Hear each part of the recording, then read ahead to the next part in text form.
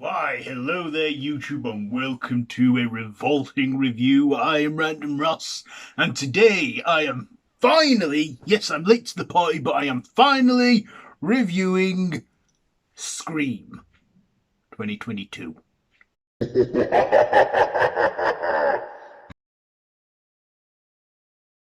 So, this is the fifth installment of the Scream franchise, written by James Vanderbilt, Guy Busick, directed by Matt Benel Alpin and Tyler Gillett.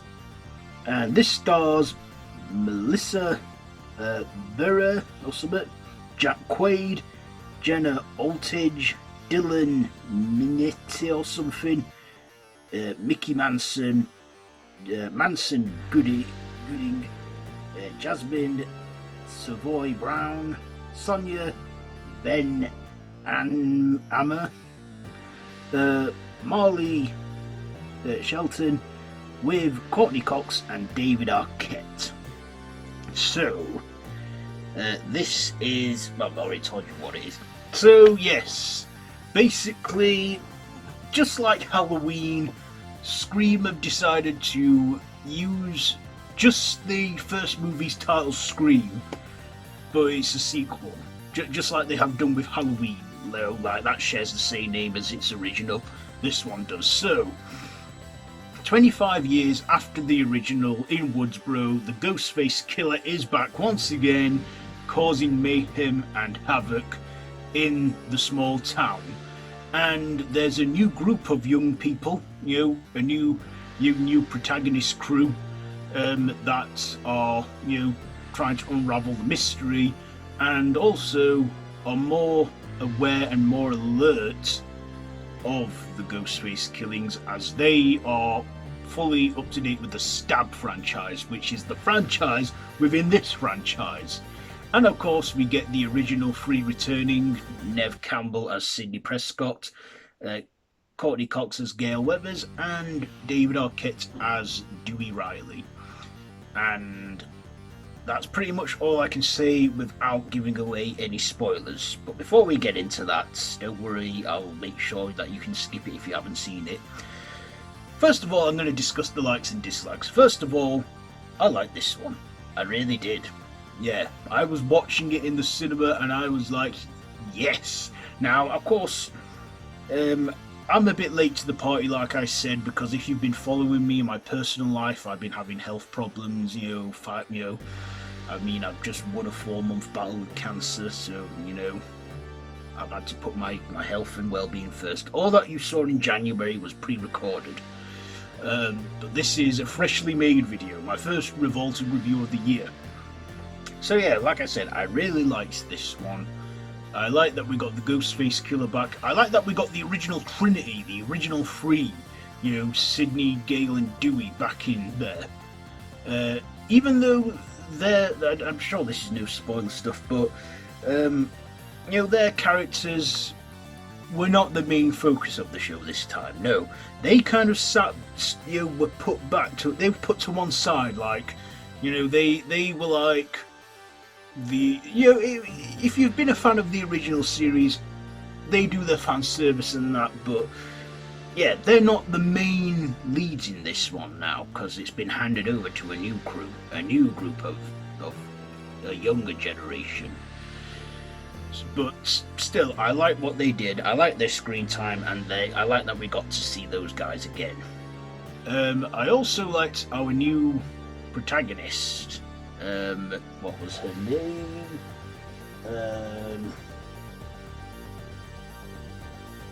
Yes, Samantha Carpenter, or Sam, with her sister Tara. They were like our two main leads in this, a sister duo. And we also find out that, that Sam has a secret past, something in her past. I won't say it yet, and don't worry, if you don't want to know, I will put a timestamp on the spoilers. So yeah, I also thought, these kids in it, these new generation of kids, that fell victim to the Ghostface killer, they weren't useless as I thought they were going to be. I like that they changed some predictability there. These kids actually fight back on the Ghostface killer. They actually, you know, don't go down without a fight, which I thought, yeah, badass. This is what I like. It's you know, I don't expect that coming. You know, they actually put up a fight. But of course, there is also a few moments in there which I didn't like, where they were building up the tension for a jump scare, and then it didn't happen. Then another tension built up. There's a scene in the movie where it does that, where it's constantly building up a jump scare, but then nothing happens, and building up a jump scare again, and nothing happens. I guess it's one of those things that are trying to get you off guard, and by the time the real jump scare came about, I mean, I guess they're trying to get you off guard, but yeah, in this, it didn't do it for me. I knew exactly what was going to happen, so there were some predictabilities in there, but still, I love that we got to go back to this franchise once again. I do feel it should have come out a month ago in December to mark the 25th anniversary, because the original did come out in December 1996, but it's come out in January. So yeah, they had some. They went a little bit overboard with the gore and the kills, but hey, this isn't an O kiddie or PG-13 series. This is all R rating. So yeah, I like that they still had some violence in there, and they were more brutal as well. I feel that's the thing with slashers these days. They're getting more brutal because, you know, it's just, you know, like I say, get it all up there. Of course, when it came to revealing who the killers were, it didn't come to that much of a surprise to me like they did with the original. Okay. I guess that's enough with me saying what I liked and didn't like. So now to the spoilers. So, like I said, timestamp for those who haven't seen it. If you've not seen Scream and you don't want to know any spoilers, the timestamp is there now. So I'll give you a couple seconds to jump to that part. And if you don't, well, you've been warned. Okay, we're ready? Good. I like that we got the return of Billy Loomis. Now, he's dead, but we actually find out that Sam is actually the daughter of Sam Loomis. I don't know how Billy Loomis, that's Dr. Loomis, isn't he? Halloween and Psycho. We get the return of Billy Loomis, but not physically there. He's kind of a manifestation, like he's in the mind of Samantha because she is his daughter, and it is Skeet Ulrich that returns to reprise his role. Of course, Skeet Ulrich is a lot older now because he was young in '96. You can tell that they definitely have de-aged him with some CGI, so you can tell that they de-aged him there. But it was nice to see him back in there, even though he wasn't technically there. Of course, main killers in this, who, you know, it's like their motive is again daft. They all met on a chat. They both met on a chat room. They're there staring us in the face. We're following them the whole time. It's just, you know, and yeah. But I do like that our main characters were more badass this time. And, you know, Gail and Sydney in the finale, in the final act, you put up a big fight there and, you know, take the killers down. But of course, we lose an original. Dewey. Dewey dies, he bites the bullet, he goes down with a fight. You know, he manages to knock down the killer, but then he realises they need to get him in the head, so he goes back to do that, but then he gets distracted, and I'm like, no, Dewey! So I like that they actually did that ballsy move. I like that they did it, but I'm shocked and gutted that they had to kill Dewey. After all them sequels that he survived and all those stabbings and stuff he took, he meets his maker. So yeah, miss you, Dewey. It's just, yeah, I don't know if it's as shocking as when we lost Randy in Scream 2, or if we, you know, I don't know.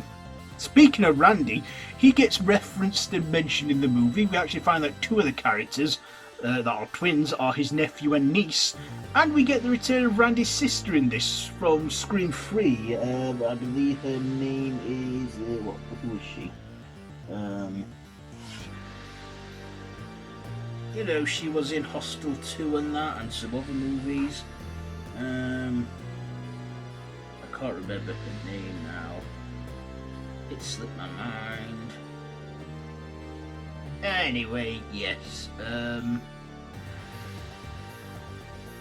Yeah, it was great to see her too. I was like, hey, it's Randy's sister from Scream 3 that returned.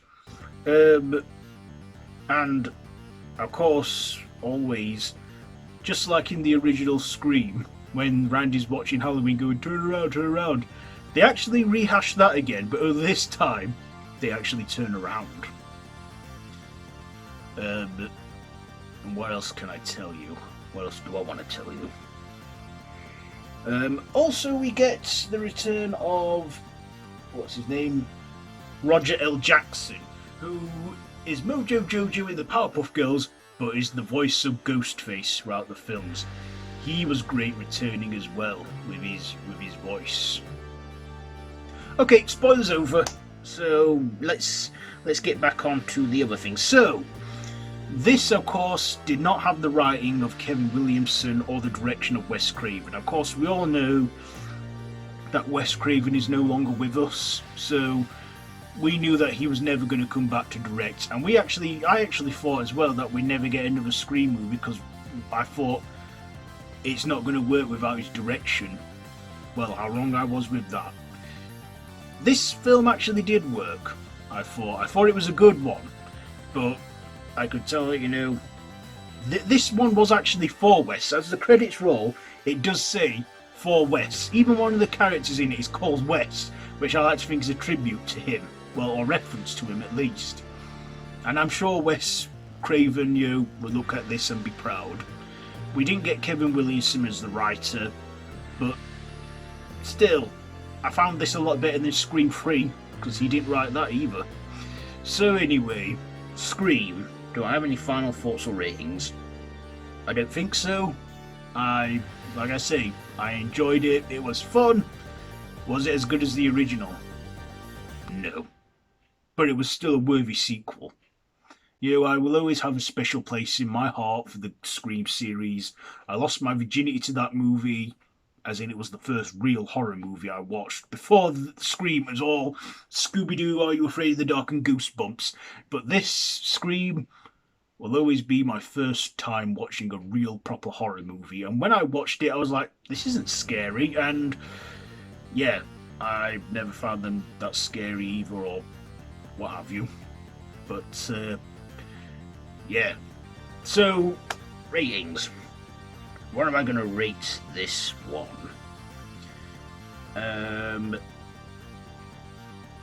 It had good cinematography. It did play the song Red Right Hand in the film, in one scene. So, what am I going to rate this one? I think I will give Scream... You know what? I'll give it... So what the hell with it? I'll give it 4 stabs out of 5. 4 stabs out of 5 for Scream. And go with a new rating thing there. Instead of machetes, I'm going with stabs this time. So, I'll see how that goes for a while, shall I? So, yeah. 4 stabs out of 5. So, there you go. That's it for this one. This Revolting review. My first Revolting review of the year. Have you seen this one? I'm wrapping this up now because my voice is beginning to strain. Have you seen this one? Let me know down in the comments below if you have. If you like this video, be sure to give it a big thumbs up and to share with your friends. Feel free to subscribe to my channel if you haven't already, and to hit that notification bell. All my social media links are linked down below in the description, so be sure to check all that out. And if you want, feel free to subscribe and hit the bell. Small clicks for you, but it's all down to you, isn't it? Anyway, yeah, that's it for this one. So, yeah, so take care of yourself, be good to everyone around you, and, you know, always remember, you're important and you're mad. So, until next time, don't have nightmares.